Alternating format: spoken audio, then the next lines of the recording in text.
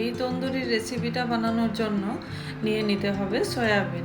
হ্যাঁ, তোমরা ঠিকই শুনেছ, কোনো চিকেন মাটন নিতে হবে না, এইটা সয়াবিন দিয়েই বানানো যায় আর খুবই টেস্টি খেতে। তার জন্য সয়াবিনগুলিকে একটু ভালো করে বয়েল করে নিতে হবে। তারপর সয়াবিনের জলটা ছেঁকে নিয়ে ঠান্ডা জলে ফেলে ভালো করে স্কুইজ করে নিতে হবে, যাতে সয়াবিনে একটুও জল না থাকে। আর ওইদিকে একটু জিরা, আস্তা জিরা একটু রোস্ট করে নিতে হবে। রোস্ট করে নিয়ে ভালো করে গ্রাইন্ড করে নিতে হবে। আর নিতে হবে টক দই। টক দইটা থেকে একটু জলটা ছাড়িয়ে নিতে হবে। জলটা ছাড়িয়ে তারপর কসুরি মেথি পাতা একটু রোস্ট করে নিতে হবে। রোস্ট করে সব কিছু এবার মেলানোর পালা।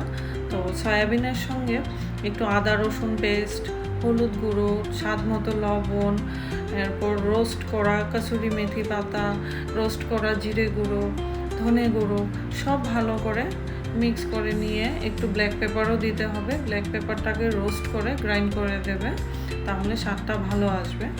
আর সঙ্গে একটি ফ্রাই প্যানে সর্ষের তেল গরম করে নিয়ে এটার মধ্যে দিয়ে দিতে হবে বেসন।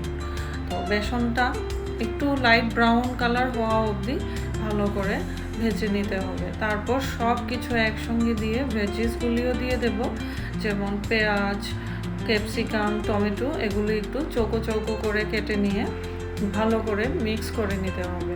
এইবার সব কিছু যখন মিক্স করে নেবে, দেখবে স্মেলটা কত সুন্দর আসছে, মনে হবে এখনই খেয়ে নিই। কিন্তু ভালো করে এগুলিকে স্টিকের মধ্যে ভরে নিয়ে একটা একটা করে সয়াবিন, পেঁয়াজ, টমেটো, ক্যাপসিকাম একটার পর একটা ঢুকিয়ে এমনভাবে যতটা ইচ্ছা স্টিক তৈরি করে নিতে পারো। তারপর গ্যাসটা জ্বালিয়ে গ্যাসের ফ্লেমটা একটু বাড়িয়ে দিতে হবে আর বসিয়ে দেবে একটা তার জালি এগুলি বার্ন করার জন্য।